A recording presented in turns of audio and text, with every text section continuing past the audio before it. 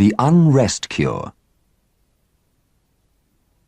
On the rack in the railway carriage immediately opposite Clovis was a solidly wrought travelling bag with a carefully written label on which was inscribed J.P. Huddle, The Warren, Tilfield, near Slowborough.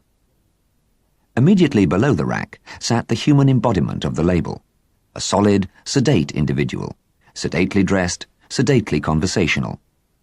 Even without his conversation, which was addressed to a friend seated by his side and touched chiefly on such topics as the backwardness of Roman hyacinths and the prevalence of measles at the rectory, one could have gauged fairly accurately the temperament and mental outlook of the travelling bag's owner.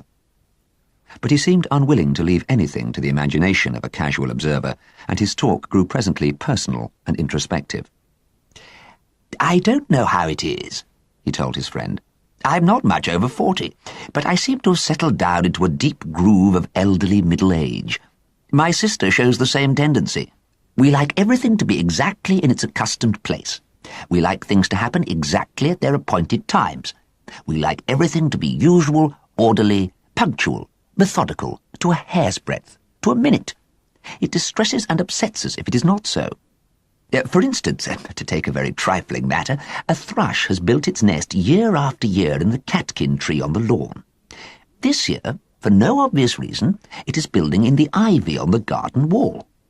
We have said very little about it, but I think we both feel that the change is unnecessary and just a little irritating." "Perhaps," said the friend, "it's a different thrush." "We have suspected that," said J.P. Huddle, "and I think it gives us even more cause for annoyance. As I have said, we have scarcely reached an age when these things should make themselves seriously felt." "What you want," said the friend, "is an unrest cure." "An unrest cure? I've never heard of such a thing." "You've heard of rest cures for people who've broken down under stress of too much worry and strenuous living? Well, you're suffering from overmuch repose and placidity, and you need the opposite kind of treatment." "But where would one go for such a thing?" "Well, you might stand as an orange candidate for Kilkenny, or do a course of district visiting in one of the Apache quarters of Paris, or give lectures in Berlin to prove that most of Wagner's music was written by Gambetta. And there's always the interior of Morocco to travel in. But to be really effective, the unrest cure ought to be tried in the home. How you would just idea." It was at this point in the conversation that Clovis became galvanised into alert attention. After all, his 2 days' visit to an elderly relative at Slowborough did not promise much excitement. Before the train had stopped, he had decorated his sinister shirt cuff with the inscription J.P. Huddle, The Warren, Tilfield, near Slowborough. 2 mornings later, Mr. Huddle broke in on his sister's privacy as she sat reading Country Life in the morning room. It was her day and hour and place for reading Country Life, and the intrusion was absolutely irregular.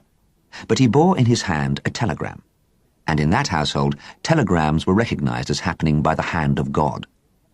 This particular telegram partook of the nature of a thunderbolt. "Bishop examining confirmation class in neighbourhood, unable stay rectory on account measles, invokes your hospitality, sending secretary, arrange." I scarcely know the bishop. I've only spoken to him once," exclaimed J.P. Huddle, with the exculpating air of one who realises too late the indiscretion of speaking to strange bishops. Miss Huddle was the first to rally. She disliked thunderbolts as fervently as her brother did, but the womanly instinct in her told her that thunderbolts must be fed. "We can curry the cold duck," she said. It was not the appointed day for curry, but the little orange envelope involved a certain departure from rule and custom. Her brother said nothing, but his eyes thanked her for being brave. "A young gentleman to see you," announced the parlour-maid. "The secretary," murmured the Huddles in unison. They instantly stiffened into a demeanour which proclaimed that, though they held all strangers to be guilty, they were willing to hear anything they might have to say in their defence. The young gentleman, who came into the room with a certain elegant haughtiness, was not at all Huddle's idea of a bishop's secretary. He had not supposed that the episcopal establishment could have afforded such an expensively upholstered article, when there were so many other claims on its resources. The face was fleetingly familiar. If he had bestowed more attention on the fellow traveller sitting opposite him in the railway carriage 2 days before, he might have recognised Clovis in his present visitor. "You are the bishop's secretary?" asked Huddle, becoming consciously deferential. "His confidential secretary," answered Clovis. "You may call me Stanislaus. My other name doesn't matter."